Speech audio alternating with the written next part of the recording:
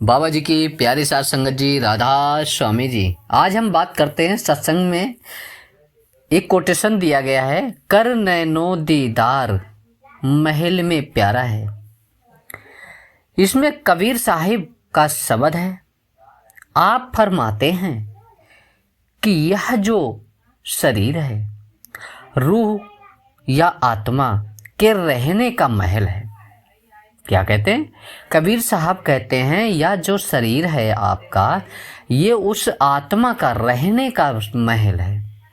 फिर कहते हैं कि ईश्वर परमेश्वर पार ब्रह्म खुद खुदा भी इसके अंदर रहता है। मतलब परमेश्वर, ईश्वर, ब्रह्मा, पार ब्रह्म जो भी है सब इसके अंदर ही रहते हैं। यानी जो मनुष्य का शरीर है इसी के अंदर सारा समाया हुआ है।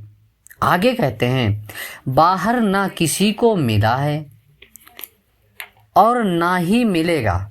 मतलब जो परमात्मा है बाहर अगर ढूंढना चाहो तो कहीं नजर नहीं आएगा। जब भी मिलेगा तो आपको आपके अंदर ही गहन अध्ययन करने के बाद मिलेगा। बाहर क्यों नहीं मिलेगा? कागज, पत्थर और पानी, तीर्थों पर पानी है और मूर्तियां पत्थर की बनी हुई है और किताबें कागज की होती हैं, कागज की हैं। और तो कुछ भी नहीं, लेकिन जो ग्रंथ पोथियां हैं, वेद शास्त्र ये सारे नाम की महिमा करते हैं।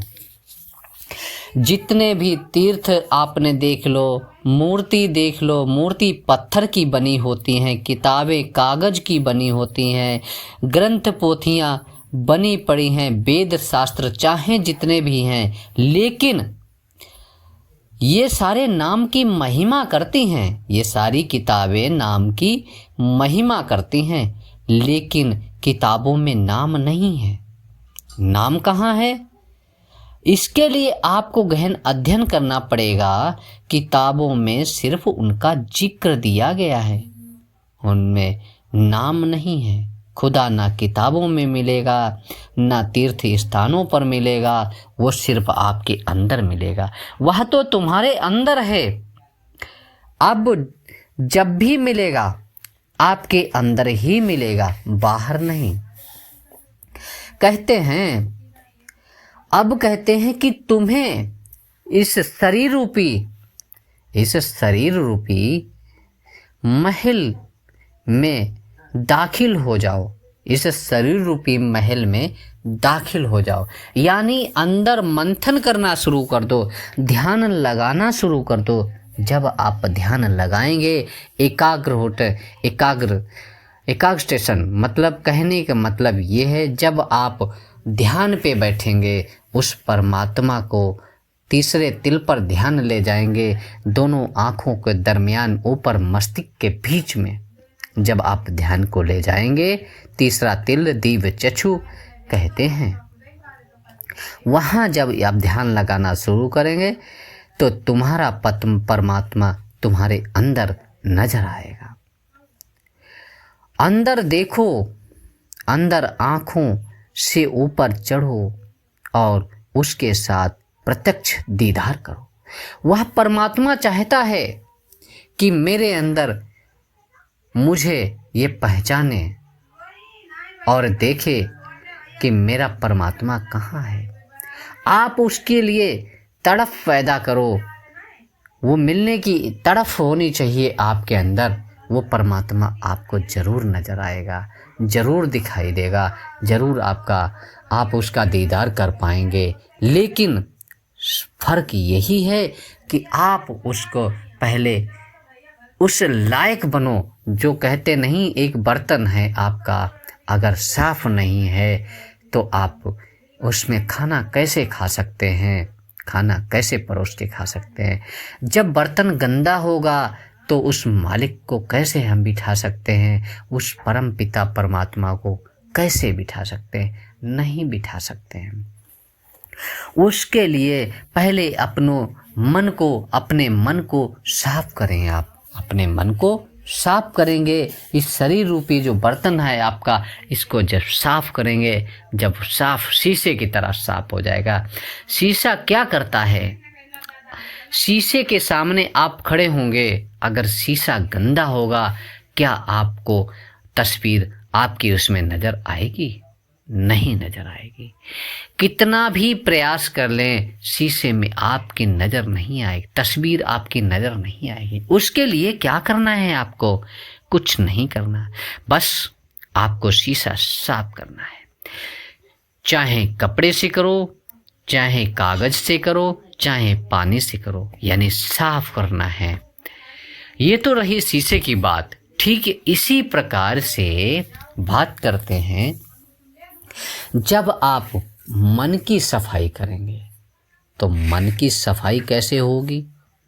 मन की सफाई इस तरीके से होगी, जब आप उस सतगुरु, सत्य पुरुष, अकाल पुरुष, हमारा सतपुरुष जो है, जो गुरु हमारा है, उसने जो नाम दिया है, उस नाम को रोज 2.5 घंटे भजन करो, उसको बैठ के सुमिरन करो उसका। आप धीरे धीरे देखेंगे आपका बर्तन साफ होने लगेगा, मन जो है आपको स्थिर होने लगेगा। आपने देखा होगा, मन लज्जत का आशिक है। क्या है? लज्जत का आशिक है। आप जो आपके पास एक कौड़ी हो, रुपए देख ले, मन उधर भागेगा। रुपए पड़े हों, सोना दे दो, उधर भाग जाएगा। मन स्थिर नहीं होता है। आप कुछ भी कर लें, मन स्थिर होने वाला नहीं है। सोना देख लेगा, उधर भाग जाएगा। सोने के बाद हीरा देखेगा, उधर भाग जाएगा। लेकिन जो हीरे से ज़्यादा कीमती है, उसके पास जाएगा तो स्थिर, धीरे धीरे धीरे धीरे स्थिर हो जाएगा। वो है हमारा नाम, जिसकी कोई कीमत नहीं, जिसकी कोई सीमा नहीं। वो नाम हम अंदर में प्रत्यक्ष करेंगे। पहले तो मन लगेगा ही नहीं, लेकिन लगे या ना लगे, उस हमारे सतगुरु का कहना है कि ना मन लगे कोई दिक्कत नहीं, आपको टाइम पूरा करना है। ड्यूटी समझकर आपको बैठना है। जब आप ड्यूटी समझकर बैठेंगे अपना, तो धीरे धीरे मन एकाग्र होना शुरू हो जाएगा। शरीर आपका शून्य होना शुरू हो जाएगा। अब शरीर जब शून्य होता है तो आपने देखा होगा, जब धीरे धीरे शरीर शून्य होता है तो मुर्दा अवस्था में पहुंच जाता है। जब मुर्दा अवस्था में पहुंच जाएंगे, तब आप ये जो है हमारा रूह ऊपर तीसरे तिल पे नजर आएगी। धीरे धीरे तीसरे तिल होते हुए ब्रह्मांड में पहुंचेगी और उस अकाल पुरुष के दर्शन करेगी। जब उसके दर्शन होंगे, फिर ये रूह हमारी भाग भाग हो जाएगी। तब ये खुश होगी। वो जो आनंद है, वो जो खुशी है, वहाँ की इतनी खुशी है, उसका कोई ठिकाना नहीं है। जब उस लज्जत को ये मन ले लेगा, फिर मन भाई कितना भी कुछ कर लो, फिर ये कहीं भागने वाला नहीं है। उससे मीठा कोई लज्जत ही नहीं है, कोई स्वाद ही नहीं। उससे मीठा कोई स्वाद नहीं, कोई लज्जत नहीं। इसलिए प्रयास ये करना है, मन को उस रूह को उस अकाल पुरुष के साथ लगाएं। मन तो धीरे धीरे आएगा। मन चाहेगा ही नहीं कि हम उस परमात्मा से मिलें, ये आत्मा उस परमात्मा से मिले। मन कभी नहीं चाहेगा। लेकिन आपको रोज टाइम देना ही देना है। जैसे जैसे टाइम देंगे, एकाग्र होता चला जाएगा, मन एकाग्र होने लगेगा। और एक दिन वो आएगा, आप बैठ जाओगे, कब 2 घंटे, कब 2.5 घंटे, कब 4 घंटे हो गए, कुछ आपका पता ही नहीं लगेगा। आपको पता नहीं लगेगा। रूह अंदर में परमात्मा के साथ मस्त हो जाएगी। जब वो परमात्मा के साथ मस्त हो जाएगी, विलुप्त हो जाएगी, जैसे समुद्र में समुद्र की बूंद मिलकर समुद्र में मिल गई, समुद्र में जब बूंद मिल गई तो समुद्र ही बन गई, फिर ना समुद्र रहा ना वो बूंद रही। सिर्फ ये ठीक इसी प्रकार से उस परमात्मा में जब आत्मा मिल जाएगी, फिर आगे तो कुछ कहना ही नहीं, फिर तो बस एक ही है उस अकाल पुरुष। हमेशा उसका ध्यान रहेगा, आपके चलते फिरते सोते जागते उसका ही ख्याल, उसका ही नज़र में रहेगा, उस मालिक का ही दीदार होगा और किसी का कोई दीदार नहीं होगा। आज का जो वीडियो हमारा था सिर्फ इसीलिए था, कर नैनो दीदार। और ये नैनो जो आँखों हैं, ये अंदर का तिल पे, तीसरे तिल पे जो हमारी आँखें हैं, इन आँखों से उस मालिक को देखना है। जो शरीर में आँखें हैं, इनसे दुनिया को देख सकते हैं, नाशवान चीज़ों को देख सकते हैं। उसके देखने के लिए सिर्फ आपको एक ही काम करना है, उस मालिक को तीसरे तिल पे देखो।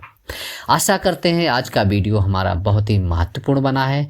आप सब लोग इसका एंजॉय करें, इसको सुने और उस मालिक की तरफ झुकाव करें। फिर मिलेंगे एक नए वीडियो के साथ।